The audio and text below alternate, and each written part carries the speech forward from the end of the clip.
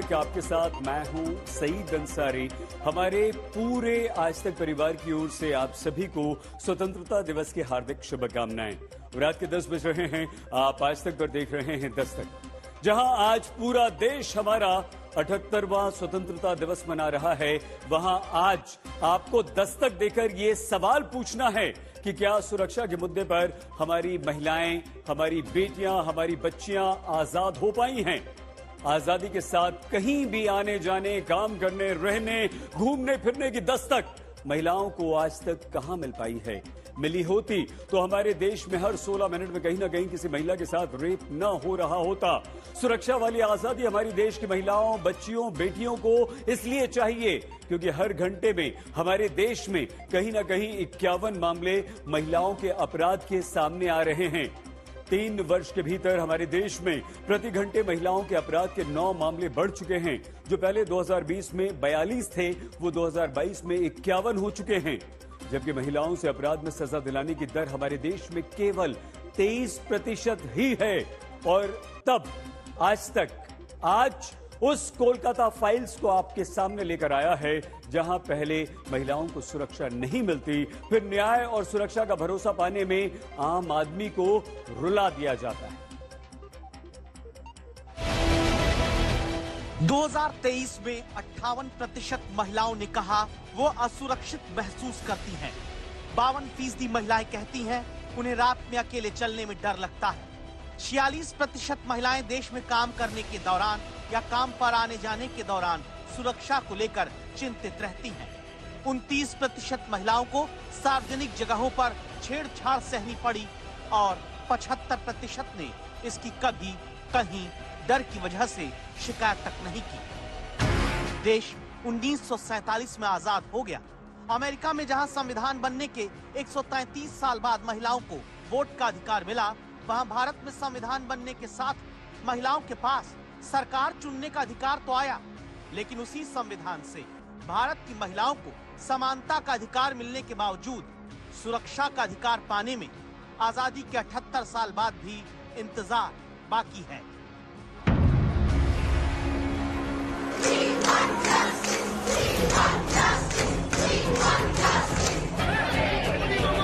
Women safety इतनी कम है कि लड़कियों का रेप हो रहा है उनकी ही वर्क प्लेस पर।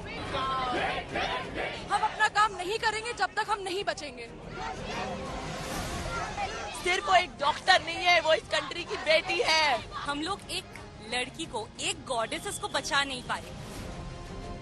जो भी नारी है, जहाँ पे वो काम करने का जगह है, वो सुरक्षित रहना चाहिए। We are not safe at all. Security adequate नहीं है, खास करके लड़कियों के लिए, और नाइट ड्यूटीज पे ऐसे इंसिडेंट्स होना आम बात है। आपका काम है हमें सेफ फील कराना।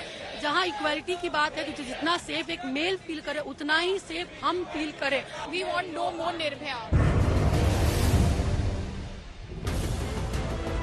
भारत में राज्य बदलते हैं, सरकार बदलती है, लेकिन बेटियों के लिए इंसाफ मांगती मोमबत्तियों की ये लौ जस की तस रहती, क्योंकि जितनी देर न्याय मांगती मोमबत्तियां जलती, उससे भी कम देर में देश में महिलाओं से कई जगह अपराध हो जाता है। इस बार इंसाफ मांगता मोम बंगाल के लिए पिघल रहा है, जहां डॉक्टर बेटी का परिवार पूछता है बेटी को पढ़ाने लिखाने, डॉक्टर बनाने के बाद भी सुरक्षा की आजादी क्यों नहीं मिल पाई। देश में करोड़ों परिवार पूछते हैं वो सुरक्षित जगह बता दी जाए जहां बेटियां डरे नहीं, जिन्हें आधी आबादी बताकर सियासत बड़ा महत्व देने को कहती।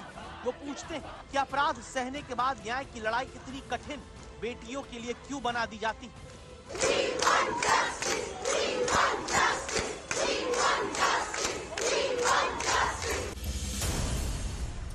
जिस पश्चिम बंगाल में हर घंटे 3 महिलाओं के साथ अपराध होता है, वह हालत ये पहले 8 अगस्त की देर रात महिला डॉक्टर को उसी के मेडिकल कॉलेज के सेमिनार रूम में रेप करके मार दिया गया।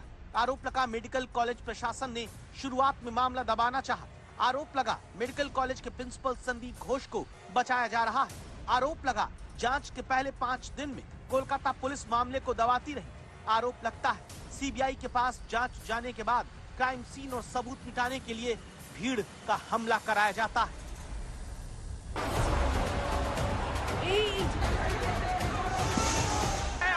का माहौल है। आरजी और मेडिकल देख सकते हैं आर्जिकर हॉस्पिटल के सामने सब कुछ मॉब ने वैंडलाइज कर दिया। कंप्लीटली यहाँ पे जो बैरिकेड्स हैं उसको तोड़-फोड़ कर दिए हैं। लोहे का गेट है, इसे गिराया गया, प्रोटेस्टर्स ने इसे गिराया है। जो इमरजेंसी वार्ड है उसको बिल्कुल तहस नहस कर दिया गया है। सीसीटीवी तक को नहीं बख्शा गया है, सीसीटीवी भी पूरी तरह से तोड़ दिया गया है। पहले दावा हुआ कि क्राइम सीन के पास निर्माण काम कराया जा रहा है ताकि सबूतों से खिलवाड़ हो। पुलिस हालांकि इस दावे को खारिज करती, लेकिन पुलिस पर ही सवाल उठाते प्रदर्शनकारी डॉक्टर्स पूछते हैं, अगर कोलकाता पुलिस सच्ची है तो उस भीड़ को क्यों नहीं रोक पाई जो आजादी के 15 अगस्त से ठीक पहले आधी रात मेडिकल कॉलेज में तोड़फोड़ करने ही नहीं बल्कि प्रदर्शन को दबाने और क्या पता सबूत मिटाने आए। लोगों को नहीं पता कि कौन लोग थे, कोई ये बिल्कुल हम लोग कह सकते कि ये एक ऑर्गेनाइज्ड मॉब था। प्री प्लान्ड आपको क्या लग रहा है? प्री प्लान्ड ऑर्गेनाइज्ड मॉब था। इनका मकसद दो हो सकता है, एक जो आंदोलन कर रहा है वो आंदोलन को रोकना, आंदोलन को डिसरप्ट करना, आंदोलन जो प्रोटेस्टर्स उनको डराना कि अगर आप लोग फिर से आंदोलन में आए तो हम क्या कर सकते देख लीजिए। और एक क्योंकि वो टारगेटेड हुए थे वे में इमरजेंसी में घुस गए, इसलिए ये भी है कि वो लोग जो एविडेंस है वो भी टेम्पर करना चाहते थे। अगर सबूत ही नहीं रहा और रहे तो अपराधी कहां से पकड़े जाएंगे, और जो पकड़े भी जाएंगे वो भी बिना सबूत के छूट जाएंगे, और जब अपराधी बिना सजा के छूट जाएंगे तो फिर कहां से रोका जाएगा महिलाओं के साथ होता इस तरह का अपराध। इस बारे में भी आप सोचिए, और सोचना आपको क्यों है, क्योंकि 2022 के नेशनल क्राइम रिकॉर्ड्स ब्यूरो के आंकड़े ये कहते हैं कि पश्चिम बंगाल में महिलाओं से अपराध के 34,738 मामले सामने आए। बंगाल इस मामले में हमारे देश में चौथे नंबर का राज्य है। रेप बलात्कार के पश्चिम बंगाल में 1,111 मामले सामने आए। देश में पश्चिम बंगाल 11वें नंबर का राज्य बलात्कार में है। महिलाओं के अपहरण के 6,596 केस के साथ पश्चिम बंगाल हमारे देश में 5वें नंबर पर है।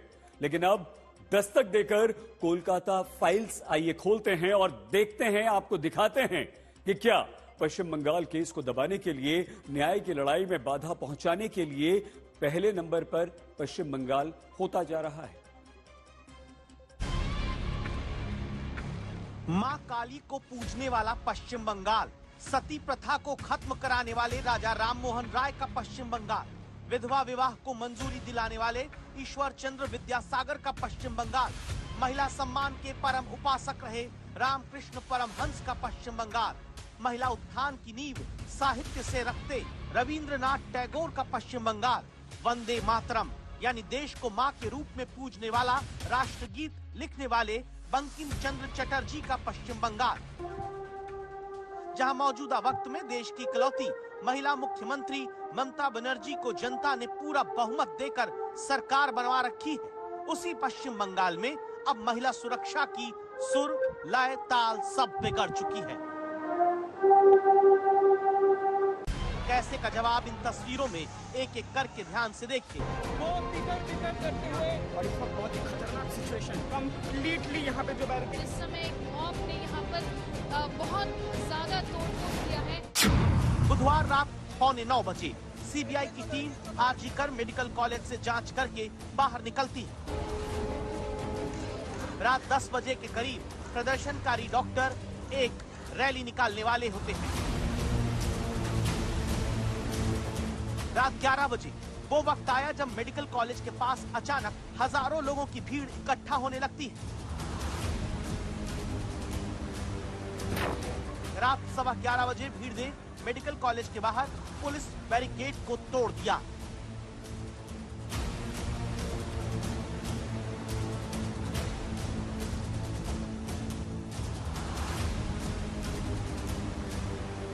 रात 11:16 पर हमलावर भीड़ ने प्रदर्शनकारी छात्रों को दौड़ा लिया और उन्हें धरना स्थल से भगा दिया। रात 11:20 पर प्रदर्शनकारी डॉक्टरों ने बॉयज हॉस्टल में छिपकर किसी तरह अपनी जान बचाई। रात 11:22 पर भीड़ मेडिकल कॉलेज के इमरजेंसी वार्ड में घुस जाती है, तोड़-फोड़ करने लगती है। फिर रात 12 बजे के करीब भीड़ हमला करके भागने लगती है। इसके 1 घंटे बाद रात 1 बजे अतिरिक्त पुलिस बल आता है, हालात को अपने कंट्रोल में करने के लिए सारे उपाय करने लगता है। फिर रात 1:30 बजे पुलिस कमिश्नर मेडिकल कॉलेज पहुंचते हैं और तुरंत गुस्से में आकर मीडिया को यह बताने में जुट जाते हैं कि उन्होंने कैसे अपना कलेजा चीरकर इस पूरे केस में ईमानदारी से काम किया है। What has Calcutta police not done? In this case, they have done everything, and I do it. I am saying it under everything under my command. My men have worked day and night to detect this case, to collect evidences. They collect the best of evidences. The main accused has been arrested. The team is concerned that we have done what is right. Now the case has already been gone. We have not said anything about it. That CBI is investigating this. They will do it a fair deal. We have sent a media post. We will do all kind of stuff. We'll give all support to the CBI. Vineet Goyal, police commissioner Kolkata, कहिए कि 15 अगस्त है, 26 जनवरी होता तो इन्हें अपने लिए वीरता medal भी चाहिए होता, लेकिन किस लिए?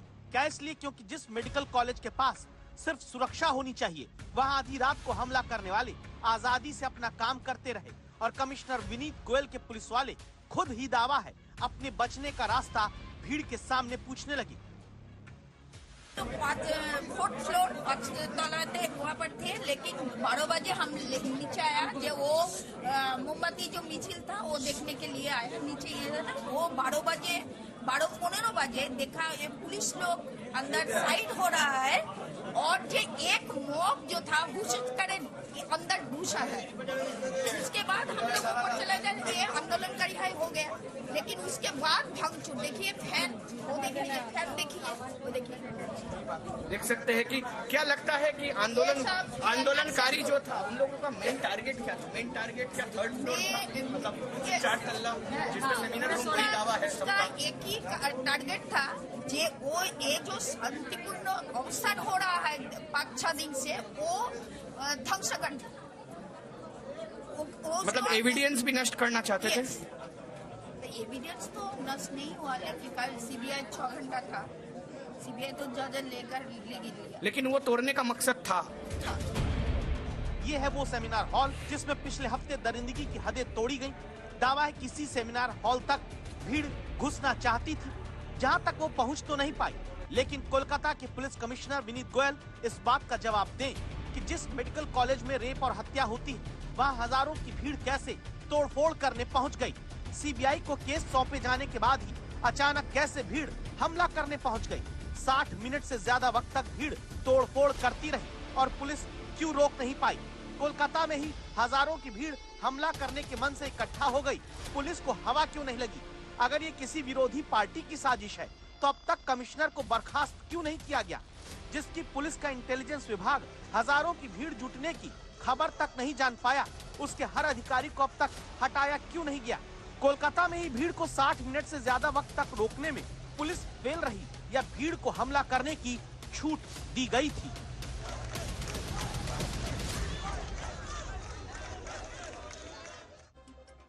आज प्रधानमंत्री नरेंद्र मोदी ने पश्चिम बंगाल के केस का नाम तो नहीं लिया, लेकिन देश में कोलकाता की घटना पर उपजे